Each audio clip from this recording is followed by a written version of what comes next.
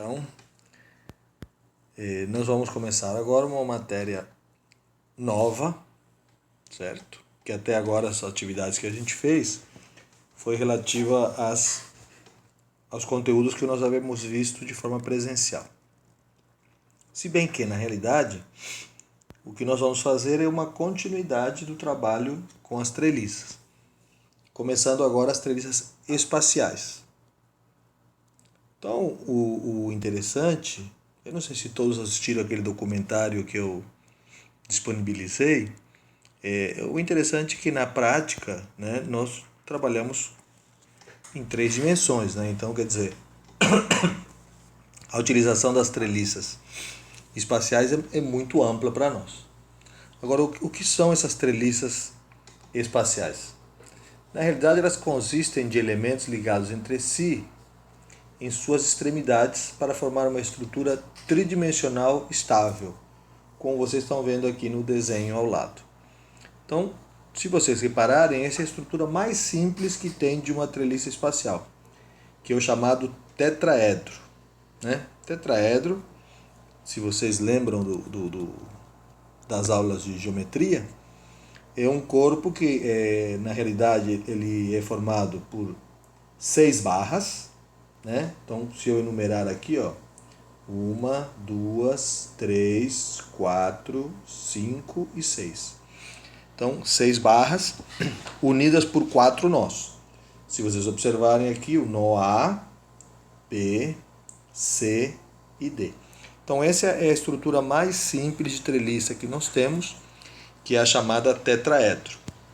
É claro que a partir disso, você pode unir um tetraedro a outro, a outro, a outro, e formar um corpo de uma estrutura, que pode ser uma cobertura de um barracão, a estrutura de uma ponte, e vários exemplos que a gente poderia citar em relação a isso. Tá? O que vai mudar para nós em relação às análises, né? a descobrir qual é o tamanho da força em cada uma dessas barras? Na realidade, o que vai mudar é a parte matemática. Né? Por quê? Porque se no plano você trabalhava com os eixos x e y, então basicamente você utilizava a somatória das forças em x, somatória das forças em y, para descobrir pelo método dos nós. E pelos métodos das seções, também no plano, né? Além de somatória das forças em x e y, você acrescia a somatória dos momentos em um único ponto. O que vai ocorrer agora? Só a mudança das equações. Quer dizer, se eu passo a trabalhar no espaço, eu passo a trabalhar com x, y, z.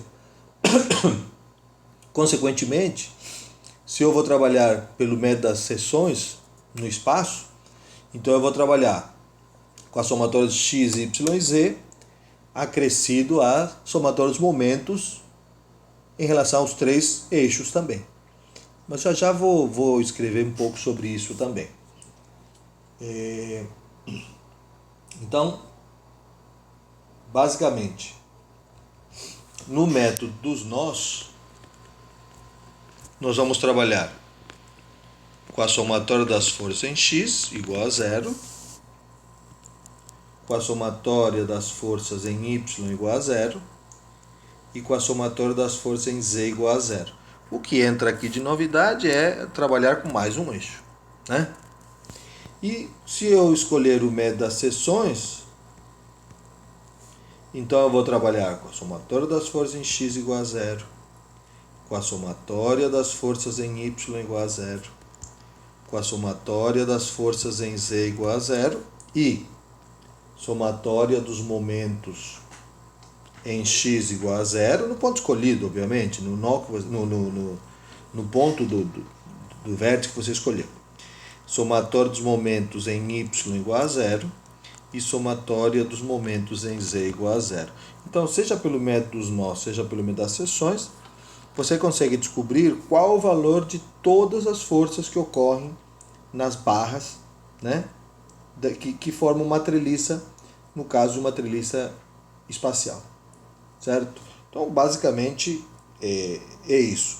É claro que a solução matemática ela acaba se tornando um pouco mais complexa. né? Por que um pouco mais complexa? Porque você vai trabalhar com um número maior de equações. Então, assim, é importante que você sempre observe.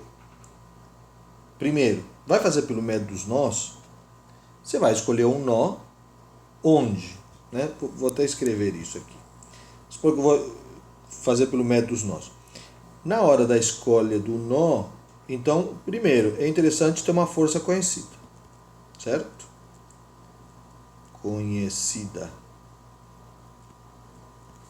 tá? E segundo, o número de incógnitas que eu posso ter aqui, já que eu vou trabalhar com 3 equações, certo?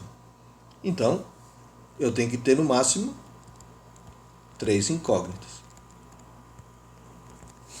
certo? Claro, quando você trabalhava no plano, lembra que você escolhia uma que tivesse no máximo 2 incógnitas. Agora, como estamos no espaço, você pode fazer a escolha por uma que tenha 3 incógnitas. Tudo bem até aqui?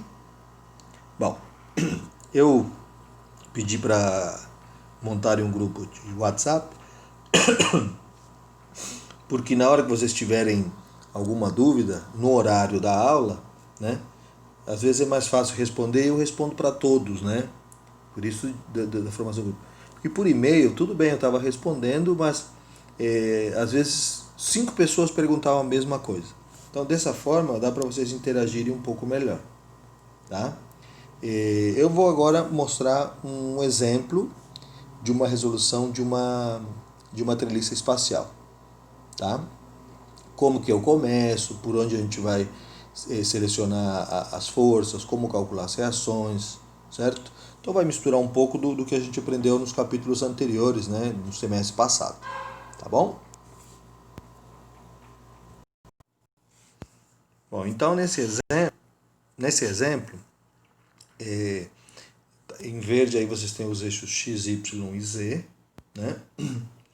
Em vermelho a configuração das treliças. Deixa eu só ver se eu não esqueci de nenhuma barra. Esqueci de uma barra aqui. Vamos voltar em vermelho aqui. Aqui vai de C para E, né? Opa, peraí que eu estou apagando em vez de escrever.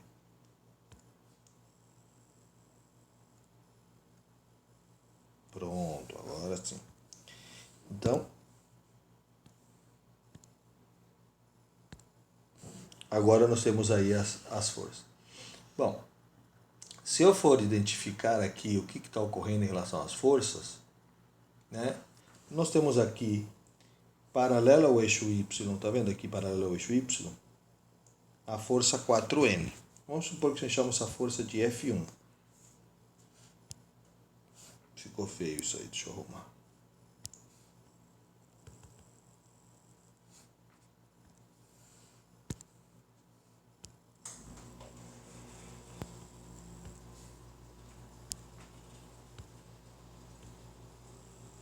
Pronto, essa é a força F1. Então eu vou escrever aqui que F1 ela está no eixo Y, só que apontando para o lado contrário, né? Porque o Y positivo é para essa direção, então essa força será menos 4 em J, correto? Quilonewtons. Bom, outra força que a gente conhece aqui, né? Seria, que a gente pode chamar aqui de F2, né? F2. Então, F2, como está em relação ao sentido positivo de Z, ela valeria mais 2K, certo? Em quilonewtons. Então, são as duas forças que foram dadas, né? Então, a gente pode fazer a interpretação delas a partir disso. Acontece que elas estão em nós diferentes. Então, veja bem, esse aqui está no nó A e esse daqui está no nó B. Se eu vou utilizar o método dos nós, então, por exemplo, eu posso falar assim, se eu vou começar pelo nó A, o que eu tenho? Eu tenho que a força F1 vale menos 4J, certo? Se eu observar AB, né? Vou fazer uma flechinha aqui para vocês verem. Aqui a força AB, certo? O que ocorre com esse vetor? Né? Esse vetor, na realidade, também é paralelo a y. Estão vendo o paralelismo aqui? Entre esse eixo y. Quer dizer, qual o valor dela? Se eu colocar ela como se ela estivesse tracionando força AB, então na realidade ela está no mesmo sentido positivo de J. Então eu não sei quanto ela vale, então vou escrever AB na direção J. Então está aí determinado o vetor F1, que é uma das forças que atuam em A, e aqui a força AB, que é outra força que atua em A. Então eu vou pegar outra cor aqui só para mostrar o que nós já determinamos aqui. Então veja bem, isso já está determinado, isso já foi dado. Saindo desse nó A, reparem, falta achar essa força e essa força, correto? Então, vamos voltar a elas. Escrevendo agora a força AC. Ok? Se vocês olharem com atenção, o que acontece com a força AC se eu faço ela tracionando? Lembra que você podia colocar tudo tracionando? Se dá negativo, porque na realidade ele está comprimindo, beleza? Então vejam lá. Não está no mesmo eixo Z, só que apontando para baixo? Então, essa força AC vai ser AC, só que negativa em relação ao versor K. E aí nós descobrimos qual o valor da força AC também. Ok? Bom, e aí nós temos um problema, né? Qual que é o problema que nós temos? É a força que vai de A para E. Força AE. Por que eu estou falando que ela é um problema? Estou falando que ela é um problema porque ela não é paralela a X, não é paralela a Y e não é paralela a Z também. Então a gente vai ter que descobrir através dos vetores posição, certo?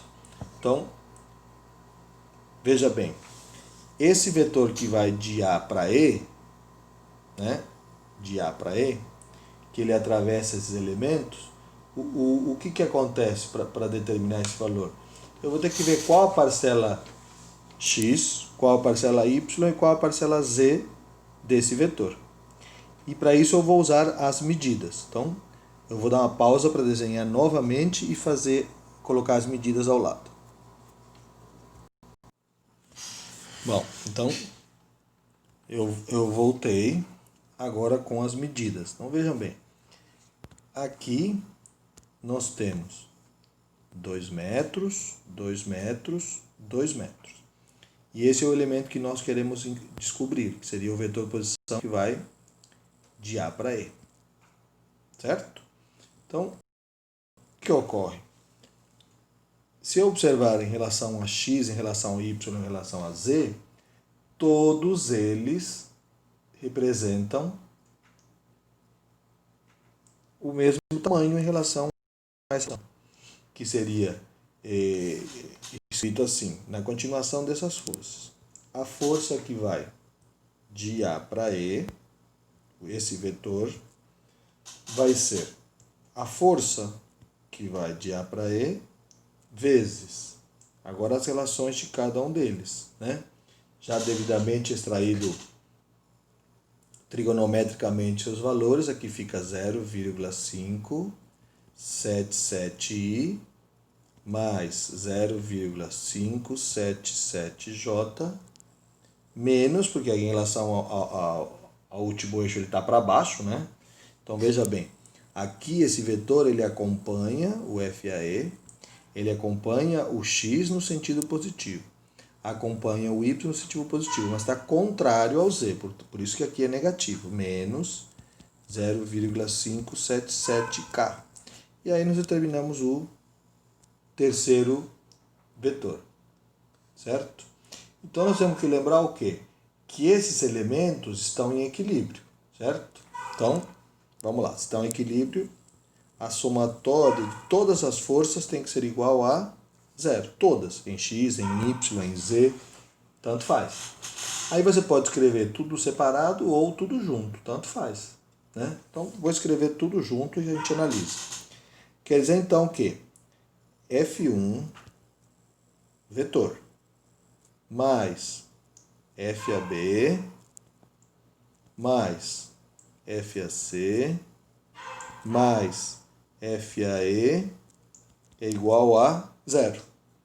E aí substituímos os valores em cada um deles. Então aqui vai ficar menos 4J mais FABJ menos do sinal daqui, né? FACK mais, agora todas as outras multiplicam o FAE. Lembra aqui, ó, aplicando a distributiva, nós teremos mais 0,577 FAEI mais 0,577 FAEJ, vou continuar embaixo, menos 0,577 FAEK é igual ao quê? A 0. Mas 0 em I, 0 em J, 0 em K. Se você quiser fazer separado o X, o Y e o Z, tanto faz. Vai dar na mesma no final. Então agora o que eu vou fazer é igualar o X com X, um J com J, cada um deles, né? Estou começando por X. Se eu começar por X, ou seja, por I, o que eu tenho aqui em I? Vou até mudar de cor aqui para fazer a marcação. Então aqui nós temos esse elemento em I e mais ninguém, só o 0. Então vai ficar 0,577 FAE igual a 0. Bom, então descobrimos o FAE. O FAE só pode ser 0. Certo? Descobrimos a primeira força, a primeira barra. Então, vamos voltar. Pegamos agora o J, o Y. Beleza, vamos marcar de novo. Marcando de novo, nós temos em J esse e